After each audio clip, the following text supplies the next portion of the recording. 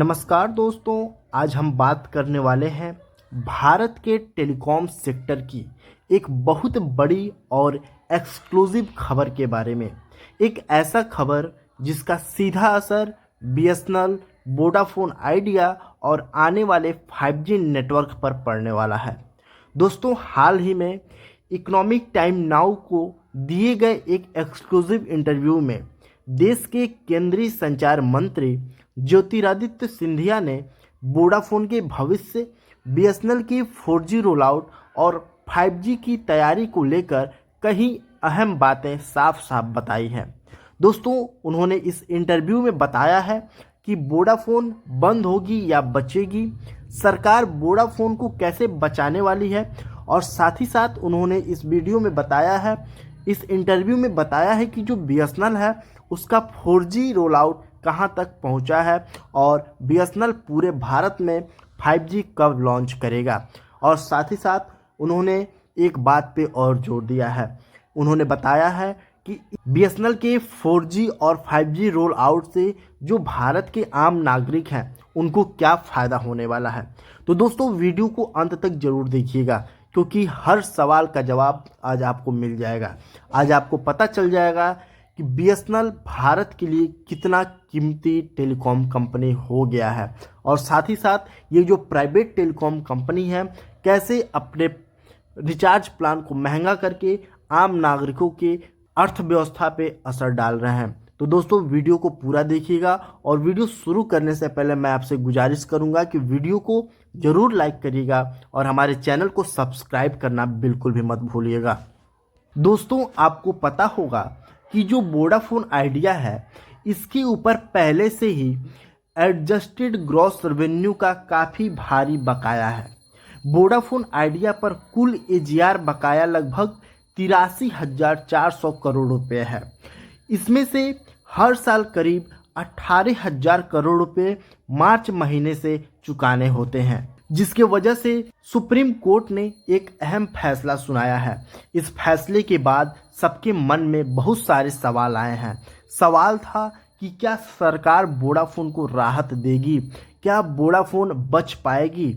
इसी सवाल पर मंत्री ज्योतिरादित्य सिंधिया ने साफ कहा है कि हम इस समय सुप्रीम कोर्ट के फैसले को ध्यान से देख रहे हैं, हम संभावनाओं पे विचार कर रहे हैं।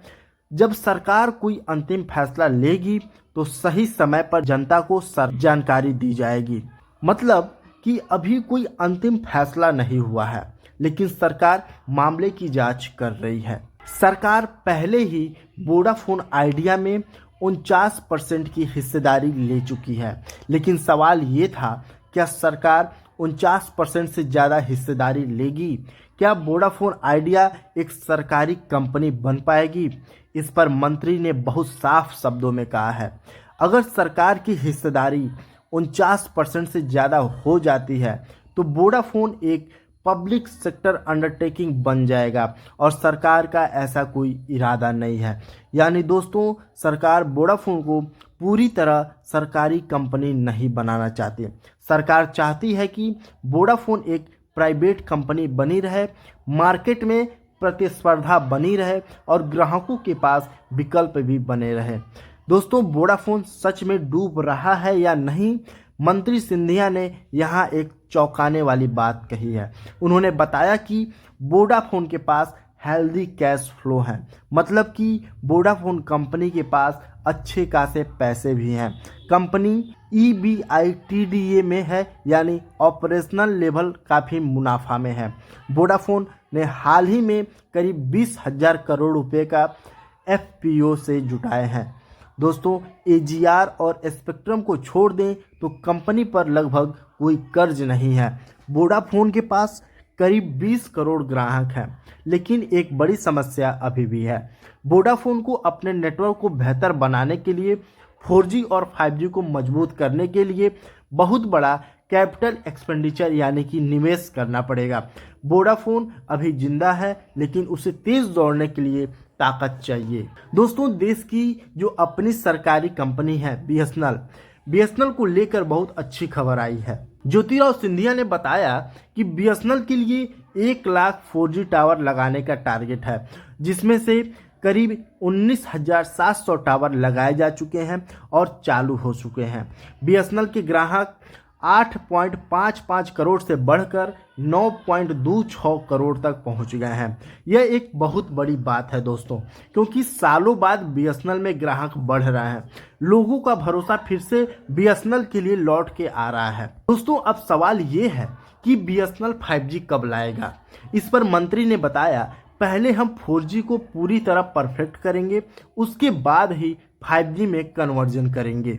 उन्होंने यह भी कहा है कि 5G ज़्यादा दूर नहीं है, लेकिन अभी कोई तय तारीख बताना मुश्किल नहीं है। मतलब दोस्तों, बीएसएनएल पहले 4G को मजबूत करेगा, फिर उसी नेटवर्क को 5G में बदला जाएगा। मंत्री सिंधिया ने भारत के टेलीकॉम सेक्टर की 11 साल की तरक्की भी बताई है। 2014 में मोबाइल यूजर्स 90 करोड़ थे, आज 120 करोड़ से ज़्यादा हो गए हैं। इंटरनेट यूजर 250 मिलियन से बढ़कर 1 अरब से ज़्यादा हो गए हैं। ब्रॉडबैंड यूजर 60 मिलियन से बढ़कर 945 मिलियन हो गए हैं। दोस्तों, 2014 में 1 मिनट की कॉल की 50 पैसे थे, आज 0.03 पैसे की 1 मिनट की कॉल लगता है, यानी 97% की कमी है। यही कारण है कि आज गरीब से गरीब आदमी मोबाइल और इंटरनेट का इस्तेमाल कर रहा है। दोस्तों, सबसे गर्व की बात यह है कि दुनिया में सिर्फ 4-5 देश थे जिसके पास अपनी 4G टेक्नोलॉजी थी।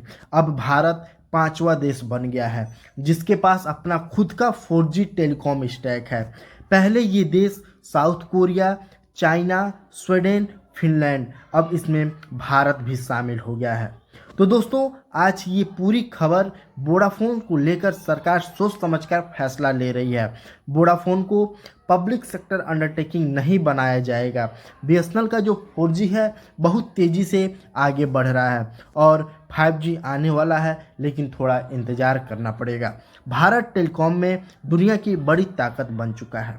तो दोस्तों, अगर ये जानकारी आपको पसंद आई हो तो वीडियो को ज़रूर लाइक करिएगा, हमारे चैनल को प्लीज़ सब्सक्राइब करिएगा और कमेंट में आप बताइएगा आप वोडाफोन यूजर हैं या फिर बीएसएनएल।